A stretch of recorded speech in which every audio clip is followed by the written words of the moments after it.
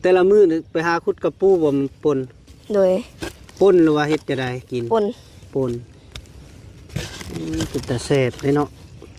มันบ่กระปูยามนี้กะบ่ปานใดบ่ปานใด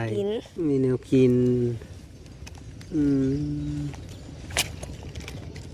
ขอยวิคือเล็กซาน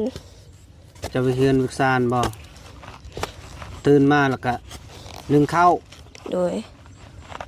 นึ่งข้าวแล้วก็หากินเรียกอยู่ไสโดยอยู่เองอยู่เวียง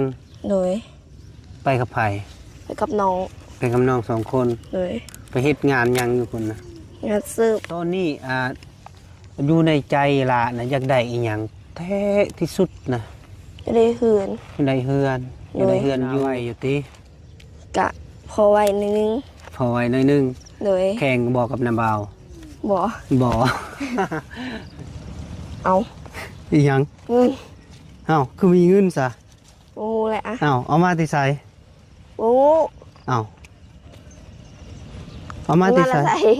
บ่ฮู้แหละคือมีเงินบ่แหละน้าบ่าวบ่เอาแหละ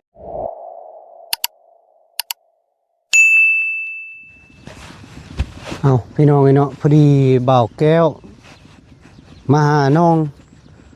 งงาพี่น้องเนาะอยู่ทงหน้าเลาะทงหน้าเลยพี่น้องเนาะเพราะว่าน้องเพิ่นกำลังเพิ่นไปขุดกระปูหรือว่าเขียดนี่แหละพี่น้องเนาะไปแต่เช้าๆพอดีบ่าวแก้วนำไปเลยนำกับแม่เพิ่นอีหล่ะอีเรือ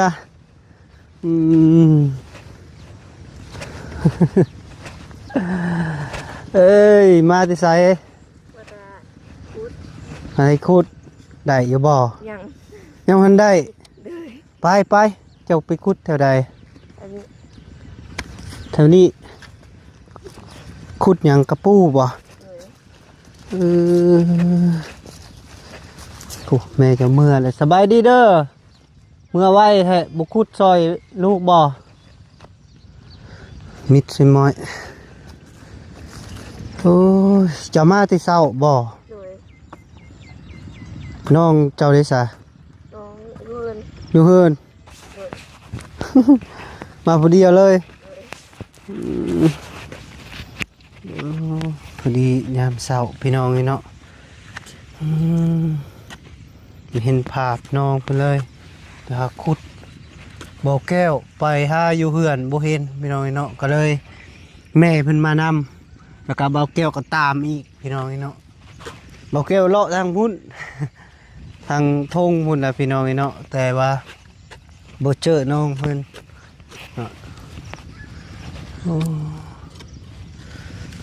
เห็นแล้วป่ะ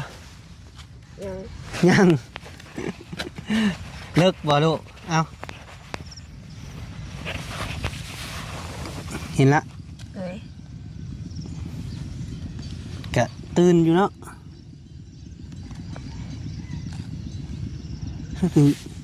ยินเสียงดังกอกๆเนี่ย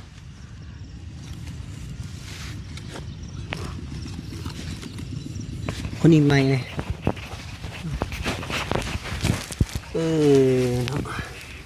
ในมหาขุดกระปูบ่มีแนวกินบ่โดยแต่ละมื้อนี่ไปหาขุดกระปูบ่มันปนโดยปนหรือว่าเฮ็ดจะได้กินปนเป็นตาแซ่บเลยเนาะมันบ่กระปูยามนี้กะบ่ปานใดบ่ปานใดคือขุดซะมีแนวกิน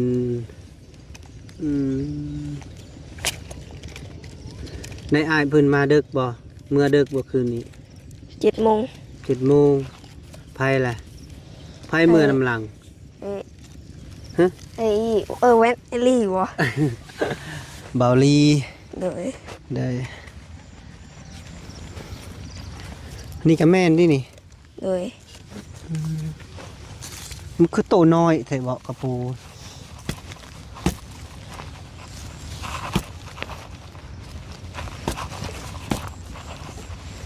จิรอ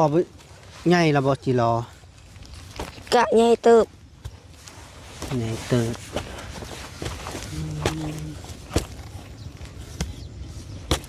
มาคนเดียวคือบ่ส่วนน้องมานำ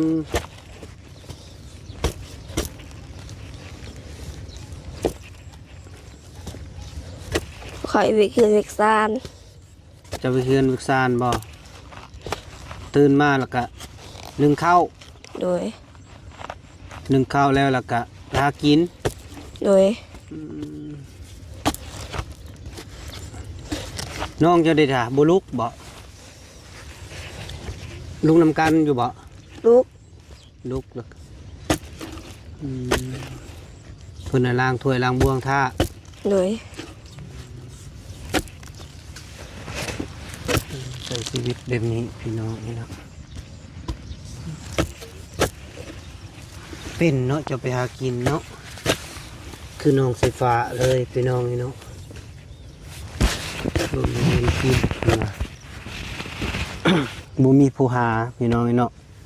เพราะว่าพ่อก็เป็นพิการคานหูพิการตาพี่น้องนี่เนาะ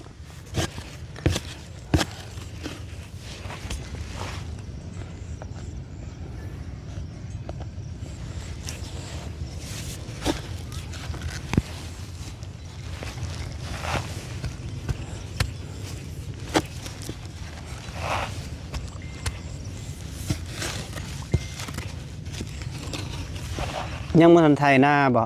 ยัง ไผไทย ตอนอายุอะอาย อ้ายเจ้านะ ตัวน้อยเท่า ตัวน้อย โดย อ้าวเราไทยเป็นบ่ โดย จักปีละ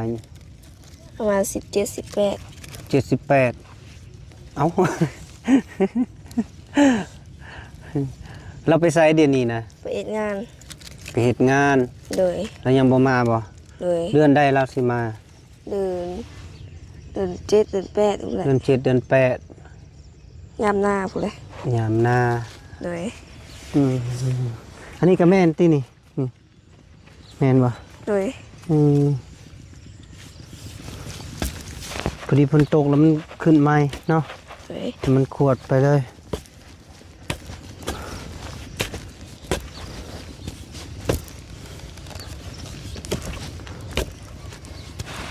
ไปแต่ละเทื่อได้ลายบ่ เวลาเตอร์ ในลายเติบเต็มนี่ก็พอกินเนาะ โดย หลายคนปนมันจักโตแล้วพี่น้องนี่เนาะ ยังเบิ่งดูแล้วก็ซองโตบุใหญ่ครับปู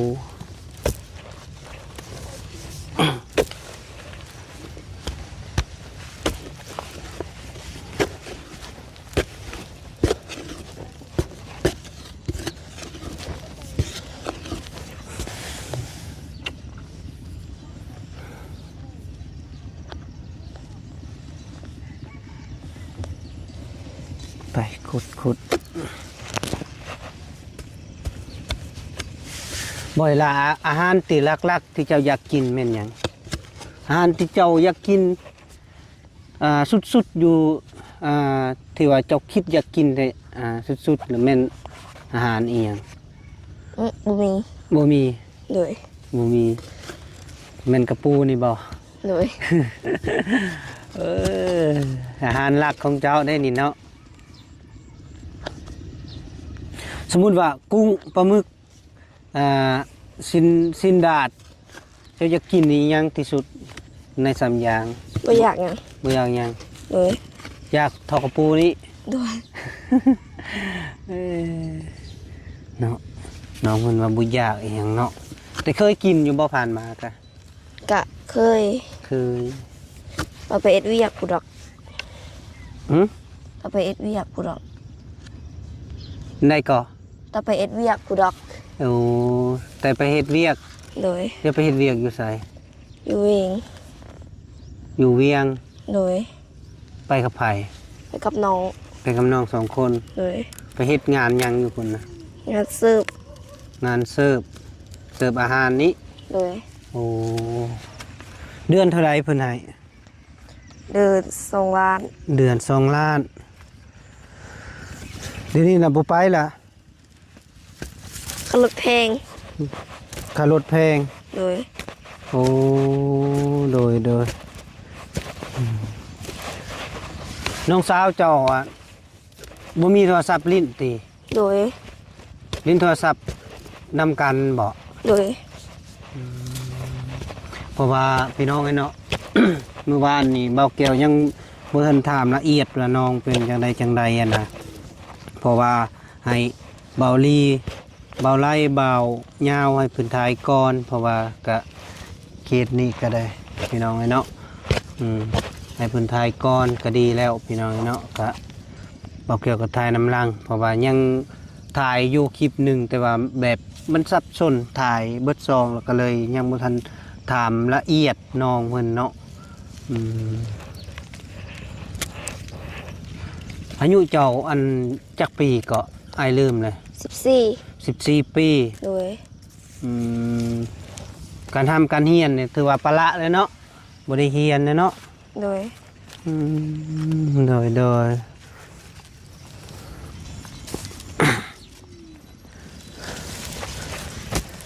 เป็นหยังคือออกค่ะนะบ่อยละ มีเงินแล้วก็ บ่มีเงิน ไก่ บ่มีเงินแล้วมันไกล โดย บ่มีรถจักรขี่บ่ บ่มีเลยรถจักรขี่ก็บ่มีเฮือนสิอยู่ก็บ่มีพี่น้องเนาะ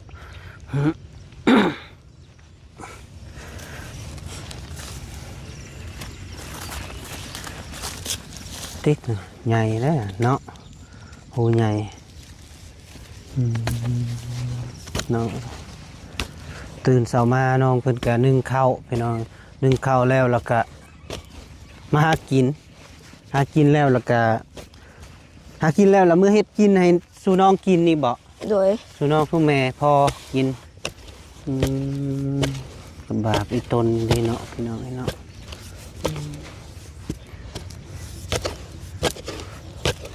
ตุงเสื้อน้องมีนุ่งอยู่บ่ลูก จะมีพอนุ่ง มีพอนุ่ง โดย คันสมมุติว่าอายเอาอันเครื่องเสื้อฟ้าแบบมันใหญ่อันน่ะที่ว่าอายอยู่ฝั่งไทยเพิ่นเอามาให้นะสิเอาบ่เอาเลยตัวใดนุ่งได้ก็นุ่งบ่ได้แล้วก็ให้พอเด้อโดยแล้วนาบ่าวสิเอามาให้นี่เด้อตอนนี้อยู่ในใจล่ะนะอยากได้อีหยังแท้ที่สุดนะจะได้เฮือนอยากได้เฮือนอยู่อยากได้เฮือนอยู่เท่าเดียวนะถ้าอื่นเด้ซะห้องน้ำเฮือนกับห้องน้ำเฮือนคันฝนตกเลยอยู่บ่ได้เนาะมันเป็นหยังคือว่าอยู่บ่ได้มันโหโดยสังกะสีเพเบิดนะเนาะทางไว้กะยากกิริได้ห้องน้ำนี่พี่น้องไอ้เนาะเพราะว่ากะมันบ่มีห้องน้ำนี่ยากสุดๆเลยมีห้องน้ำบ่มีสังกะสีเหือนเพิ่นกะหัวพี่น้องไอ้เนาะคือ FC ได้เห็นอยู่ที่เบาแก้วถ่ายเมื่อวานนี้เนาะถ่ายลงพี่น้องนี่เนาะเพราะว่าก็ที่ว่าเจ้า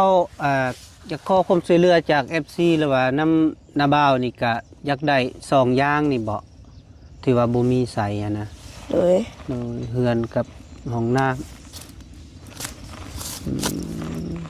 เพราะว่าเพิ่นมาขอช่วยเหลือโดนแล้วพี่น้องเนาะแต่ว่าเบาแก้วก็ยังขึ้นเศษปูนพี่น้องเนาะก็ยังบ่มีเวลาว่าสิมาหามาสัมภาษณ์น้องเพิ่นเนาะก็มาเห็นตัวจริงก็แม่นทุกข์อีหลีอยู่ในหมู่บ้านเนี่ยมีแต่เฮือนหลังเดียวนี่แหละพี่น้องเนาะก็มีอีกหลังนึงที่เบาลี่เคยไปถ่ายตัวนั้นก็เบาแก้วก็ถ่ายอยู่เนาะ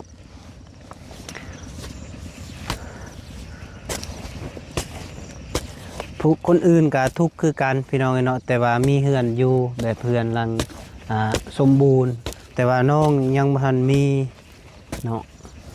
แต่ว่าเศร้าอย่างนี้ตั้งขึ้นละตีโดย ตั้งกระเบื้องกระมุ้งละบ่ โดย กระเบื้องหรือสังกะสี โดย มีติทอก่อซื่อๆเนาะแต่ว่าเสาเพื่อนเนี่ยเพิ่นตั้งเพิ่นตัดหลังคาแล้วพี่น้องเนาะแต่ว่ายังบ่ทันก่อนะยังบ่ทันเฮ็ดห้องอีหยังนี่แหละพี่น้องเนาะตอนตั้งนะพ่อเจ้ายังสมบูรณ์เนาะยังสมบูรณ์บัดนี้พ่อเจ้าก็เป็นปีการก็เลยเราก็บ่ได้ไปหาเงินเจ้าไปหาเงินอยู่อยู่เวียงเจ้าไปอยู่จักปีเลย อยู่เดือนหนึง เดือนหนึง โดย โอ้ เป็นยังไปเฮ็ดเดือนหนึงแล้วอยากมาบัดนี้ โดย อืมไปอยู่น้ำเอื้อยอยู่ห้องเดียวบ่ โดย สองล้านเดือนหนึงได้เงินแล้วก็เมื่อพากันมา โดย คือบ่อยู่หลายเดือน มันถูก มันถูก โดย บ่ไหวเนาะสู้บ่ไหวอืมนี่ตัวนี้นี่หุ่นสองหูเลยคันสมมุตินาบ่าวซอกงานได้เจ้าสิไปเฮ็ดบ่อแถวดงเห็นนี่นะดงเห็นซีโนนี่ กะ ไปบ่ ไป ไปเนาะแล้วหน้าก่อนเด้อ โดย แล้วให้แล้วหน้าก่อนแล้วก็นาบ่าวจึงสิหางานให้โดย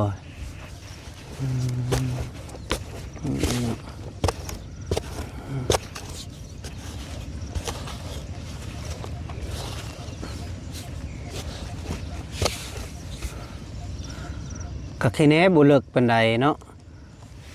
โดย คันอยู่บ้านน้องไฟฟ้าป้าโตขุดก็เป็นเม็ดโพเพื่อสิได้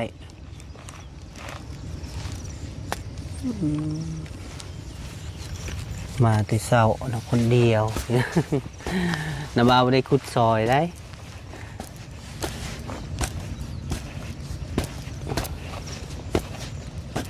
สู่ชีวิตแบบนี้พี่น้องเนาะเจ้ามาคู่มือบ่ลูก โดย มาคู่มือไปสอกกินคู่มือเลยนี่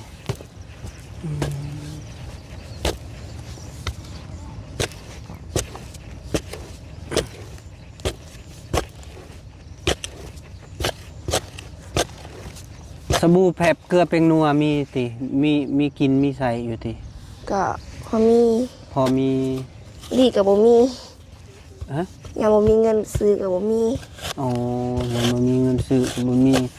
เจ้าสอกเงินแบบใดจึงได้ไปซื้ออันน่ะแผบสบู่ ไปปูไม่วิก ปลูกไม้วิก ใส่ปูไม่วิก ใส่ปุ๋ยไม้วิกไปใส่อยู่ใส่ลูก อยู่แถวผู้ แถวเนื้อเพิ่นบ่ โดย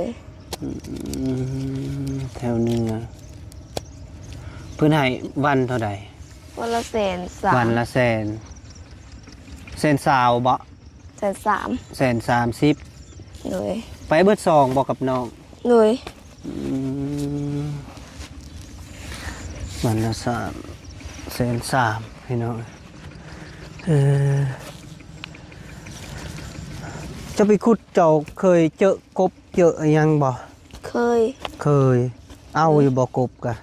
เอา เจ้าบ่ยานบ่ อือ ฝนตกกินนี่เจ้าก็ไปการบ่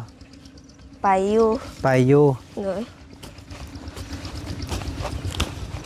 การเป็นบ่ เป็น ก็เดียวว่าสิบ่ฮู้ตาเขียดซะดอกไปการทางใด แถวผู้ แถวเนื้อพุ่น โดย ขุดแถวเนื้อไปการได้ลายบ่ กะบางทีก็ได้บางทีก็บ่ได้ อึ้งก็ได้อยู่บ่วังใด บ่ได้ตัวเดียว นาบ่าวก็ได้ตัวเดียวช่องโตนี่แหละกับอึ้งจักอึ้งยังเนาะจับแล้วมันติดใส่มือนะยางมันนะโพดโพนาบ่าวบ่เอาซ้ำล่างก็บ่ออก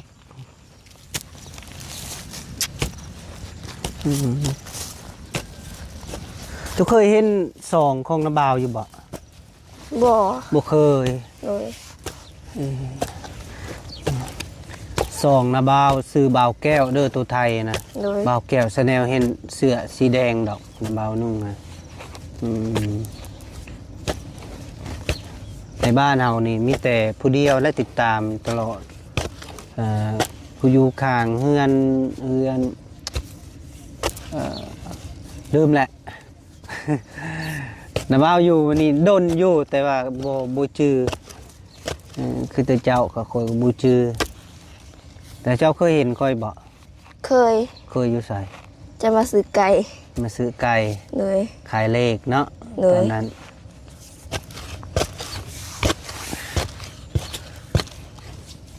เห็นละหน้าโหดเนาะนะบ่าวเนาะ เลย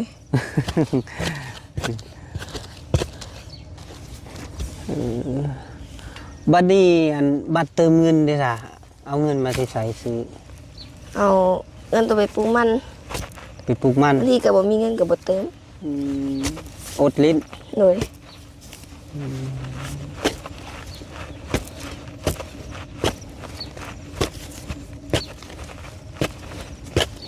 อดลิ้นเนาะ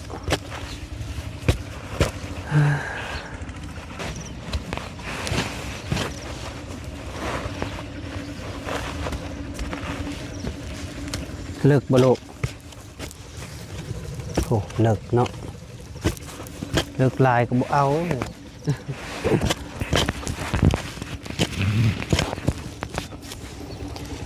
เดี๋ยวนี้มีเงินติดถงเท่าใด บ่มี บ่มี เลย บ่มีจักกีบ มีแต่ไอ้นี่ไอ้อันเราให้เมื่อคืนนี้ อ้ายผู้ใด ไอ้ยาวแล้วก็ไอ้ไอ้ลี่ ไอลีเพิ่นให้เท่าใดลูก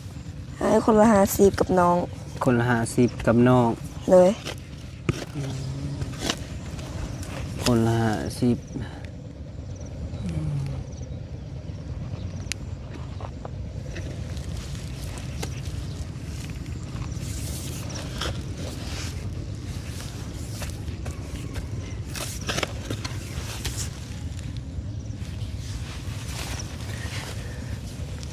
ดำบ่นาหรือหวานเอา ด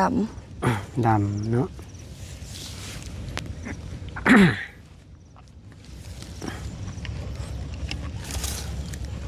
ดำนาไวอยู่ติ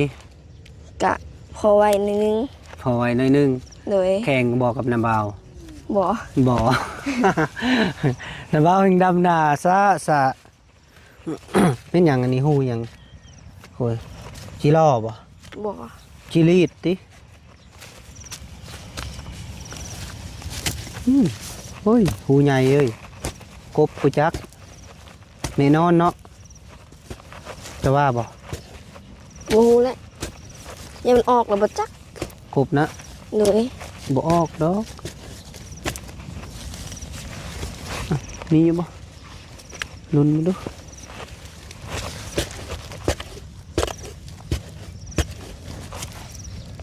บุจกได้ กระปู กระปูบ่เถื่อมีตัวงูอหย่างเลยระวังโอ้ตื่นเนาะ เลย อืม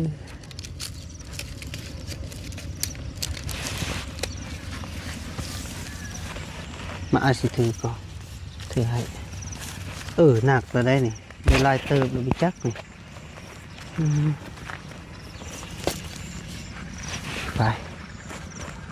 ไปหาขุดเด้นี่อยู่กันคูนี่ขุดได้บ่ มันบ่เลิกบ่ เลิกบ่ยันเพิ่นหายได้ลูกอยู่ไสนายเจ้าแม่นนายเจ้าบ่นี่ บ่ บ่แม่น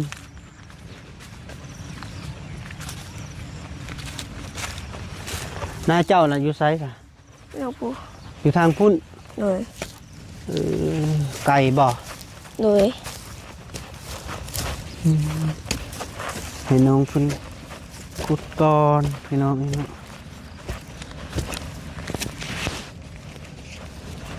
นี่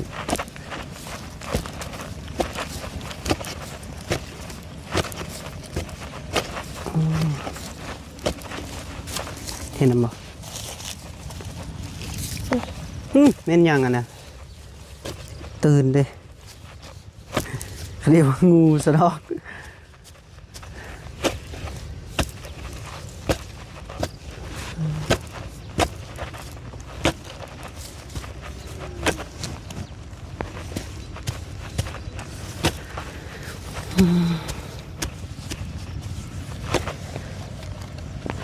แต่ละเทื่อมาขุด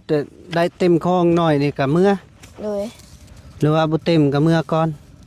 เต็มเอาคือตัวน้อยสิ ตัวน้อยหน่อยอีหลีเนาะตัวนั้นเนาะ เลย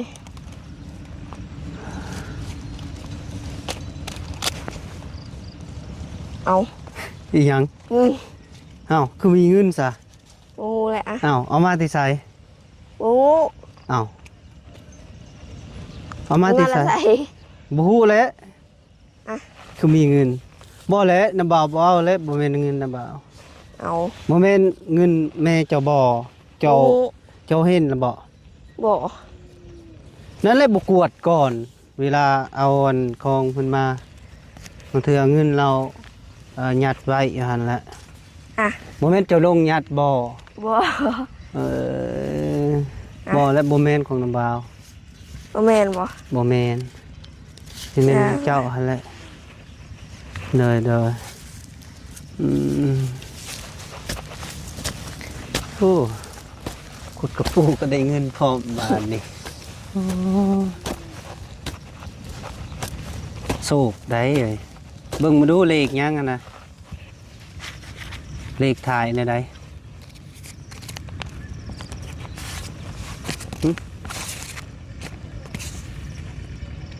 98 98ถ่ายมานะ เลย เลขแมวป่า ซื้อเด้อเลขแมวป่าพี่น้องนี่เนาะ98เนาะ1858 98แม่นแหละอืมโชคดีเจะกวดคักแน่อยู่บอกคองนี่ตอนจะมานะ บ่ ดีแล้วกับปูบนหิบอะเงินอืม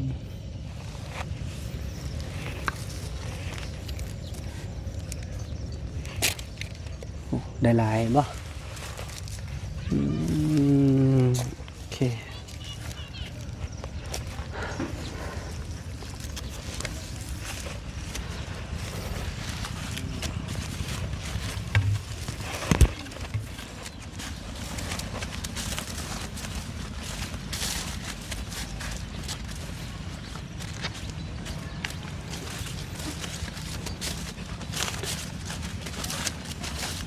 พังยานี่เจ้าไปขุดอยู่ลุ่มเพิ่นบ่ เลย อยู่ลุ่มนาลายบ่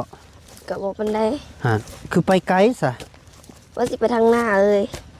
คือทางนาเลย เลย สิไปนาไปเบิ่งนาเลย เลย เออฮะตื่นเนาะได้ไวอืม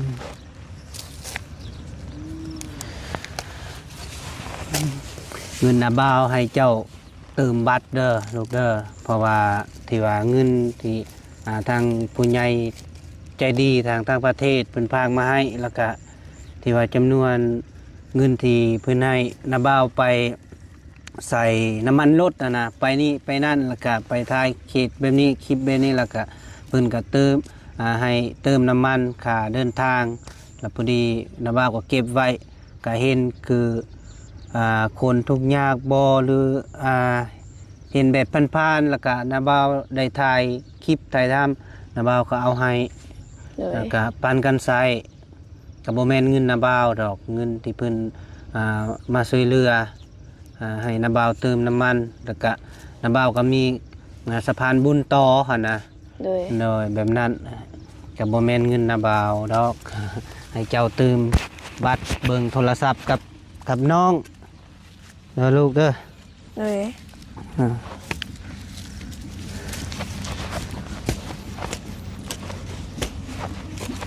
เบิ่งบ่ได้พิษกันบ่เบิ่งนำกัน บ่ บ่เคยพิษเนาะ เลย หักแพง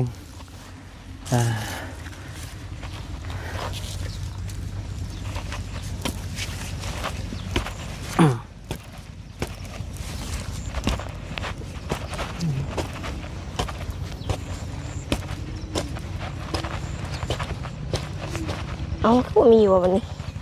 หึ บ่เห็น เด้ทางหลังเจ้าน่ะตัวมีหอยอะนะบ่มีตัวนั้นนะมันตันนะนี่มีหอยเล็บนั่นนะ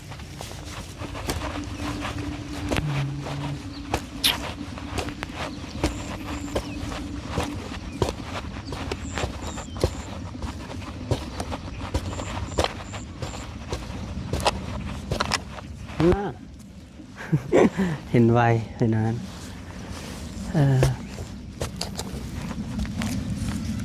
สิขุดต่อบอหรือสิกลับก่อน เพราะว่าก็ เต็มคอเรือกลับแหละ เต็มคลองก็กลับ โดย สิถ้าขุดมันเต็มคลองบ่ โดย เดย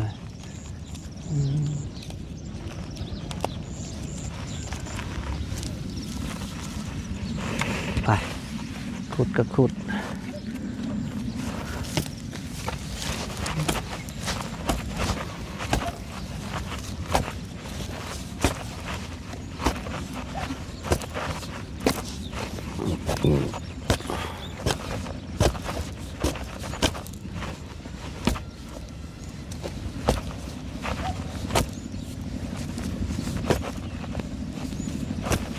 เมื่อละเฮ็ดจังไดอันน่ะปิ้งบ่ปิ้งแล้วก็ป่น โดย หรือว่าต้ม บ่ตุบ่ได้ตุ้ม ปิ้งเอา โดย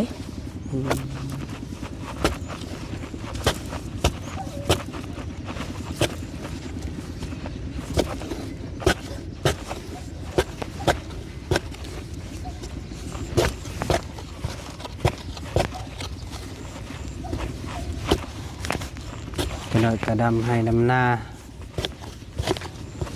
ว่านนะบ่ตะกานะ โดย เฮ็ดแล้วแหละ โดย จักคนไปเฮ็ดนะ 2-3 คน 2-3 คน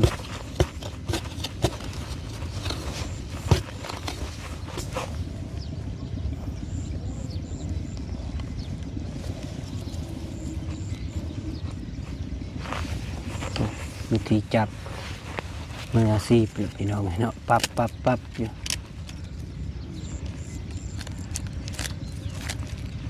จะไปขุดทีแรกเจะย่านบ่ บ่ย่านเลย โดย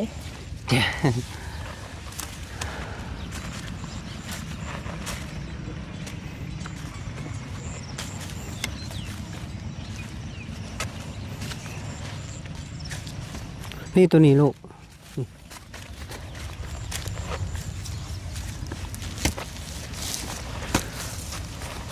ประเภทน้ำส้มน้ำหวานเด้เจ้าอยากน้ำอีหยังที่สุดที่เจ้าอยากกิน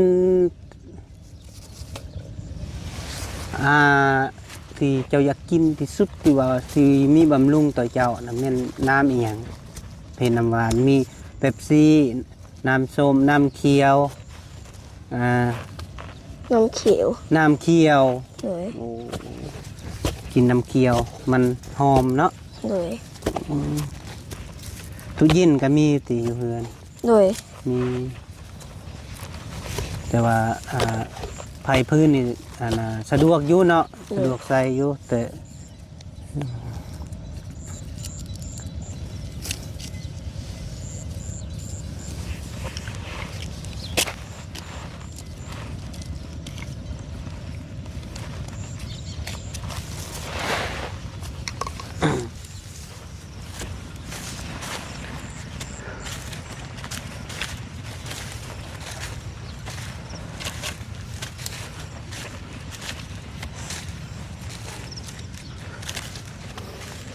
โอ้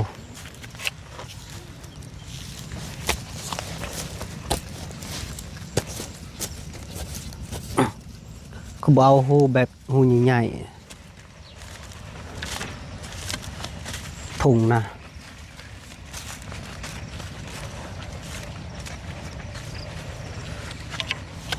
เจ้าหาคุดเจ้าเคยเจองูบ่อยู่ในหู เคย งูหยัง งูดิน งูดิน โดย โอ้บุญานบ่ บ่ เอ้าเฮ็ดจังได้ซะกันในเมื่อเห็นแหละ กะย่างนี้ อย่างนี้ โดย บ่ได้ฆ่าติ บ่ หน่อยดีแล้วบุคานะประเภทงูอย่างสัตว์อย่างบุนะบุคากะยาคันเนื่องจากว่าที่ว่างูที่มีพิษแทงนะ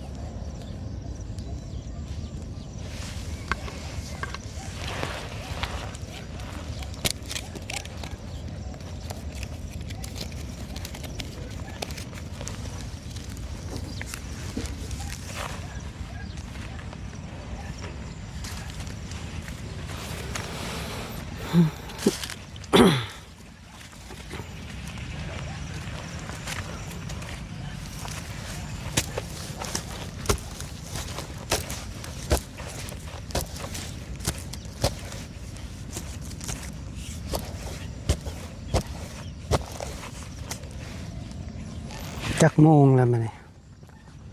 เบิ่งเด้อสิเบิ่งโมงเด้อพอดี7:30พี่น้องเนาะตอนนี้นะ7:30เด้อน้องเพิ่นมาแต่จักโมงลูกจะมานะ6:00เรามาแต่6:00นึ่งข้าวจากโมง5:00เลย5:00นึ่งข้าวสุกปุ๊บแล้วก็ออกมา โอ้สวยข้าวแล้วก็ออกมา เลย เกือบนาบาวบุเจอซ้ำเนาะ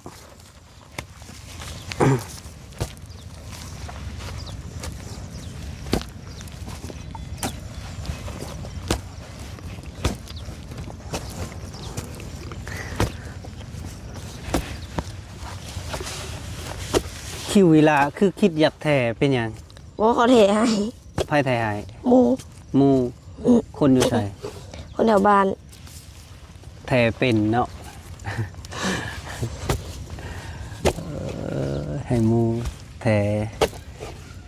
คิวให้พี่น้องเนาะ เพิ่นแถ่แล้วก็แล้วเนาะ เลย มักบ่ บ่ เอ้าบ่คือแท้จ้ะ เขายักเทเขาคุมเท โอ้เขาคุมแท้ เขาเทแล้วเขายักให้เขาเทพร้อม หมู่จะจักคน 4-5 คน 5 คนผม เลย เพิ่นมาลิ้นคู่มือบ่ เลย เพิ่นมาลิ้นหรือเจ้าไปลิ้น มาลิน นี่แหละมีหมู่หลายคนยังหักแพงอยากเข้ากับพากันกินมุ้ยคงกินกับพากันหาแล้วก็มากิน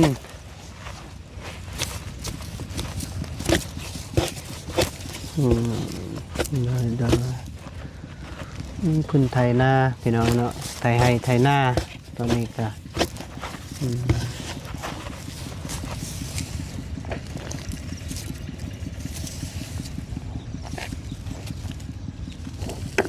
โอ้ยไปขี้ตุ่ม ขี้ต้ม เลย ขี้ต้มบ่เอาเปื่อน